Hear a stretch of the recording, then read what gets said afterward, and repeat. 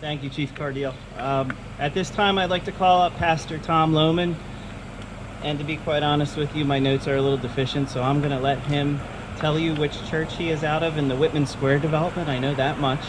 But Pastor Tom Lohman.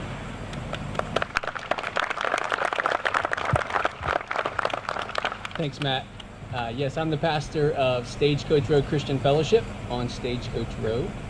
And it's really a privilege to be here with all of you today. We want to just extend our heartfelt gratitude to all of you who are serving in the line of duty here in our community. We really, really appreciate you guys. And we know you don't have an easy job. You know, I was thinking about what to share tonight. And I've been on the planet now for about 14,000 days.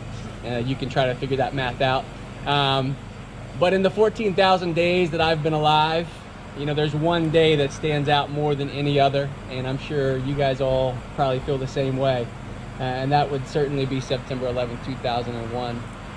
I was actually in seminary when the planes went into the buildings, and I had actually recently, right before that, had a car accident, and so I was at the chiropractor when I was sitting in the waiting room at the chiropractor.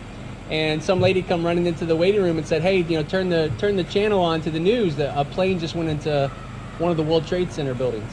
And so they quickly changed the channel, and we began to watch. And then I went back and got my adjustment. And when I came out, we were watching again. And as we were watching Peter Jennings talking about, you know, what this could possibly mean and be, all of a sudden we saw the second tower get hit, you know, live on TV. And at that moment, you're something very horrible has just happened, that this isn't an accident, and so your mind starts to race.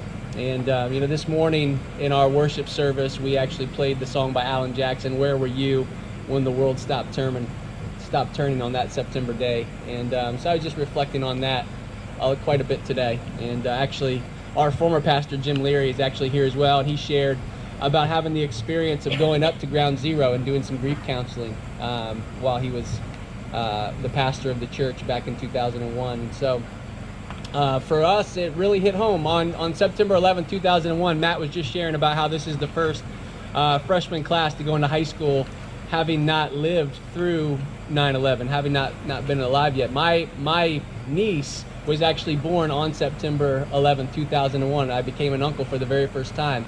And my father-in-law, who was a Navy commander, and he worked in the Pentagon.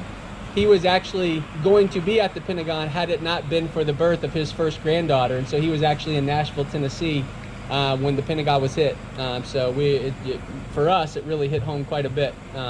Just a lot of different mixed emotions that day. And, you know, I think the gentleman that was sharing first here, you know, kind of summed it up, that for all of us, you know, we question, you know, why would God allow something like this to happen? And the reason is because that day exposed something that we all, you know, maybe didn't realize before that there is very real evil in this world. And but the good news is that even though there's evil all around us all the time, the Bible says, Jesus said, you know, in the Last Supper, as Jesus was, you know, speaking to his disciples and preparing to go to the cross to die for us, he shared with his disciples that their greater love has no man than this, than he would lay down his life for his friend. And you know, I think about all those lives that were lost, all the firefighters, all the police officers, all the first responders who were lost that day in September 11th. You know, there was no greater love, and even though they were sure, they were afraid, no doubt they were afraid to run into those buildings that were on fire. No doubt they didn't know if they would come out, and many of them did not. But courage is to face those fears and to follow through with what you need to do anyway. And we all need to have courage. Jesus had courage. Jesus prayed on the night, you know, when he was betrayed, on the night before he would go to the cross, you know, "Father, if there's any other way, you know, let this cup pass from me. Nevertheless, not my will, but yours be done." And so Jesus was the ultimate example of this for us.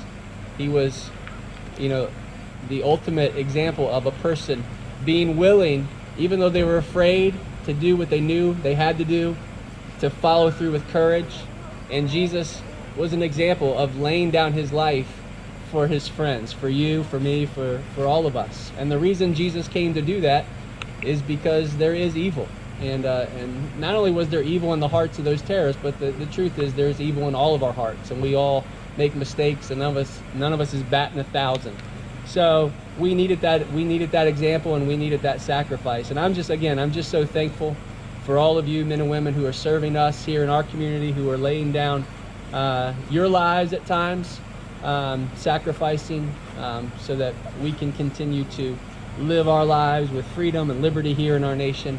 And so I just wanted to say on behalf of our church how grateful and thankful that we are for each and every one of you, and God bless America. So again, thank you for letting me share.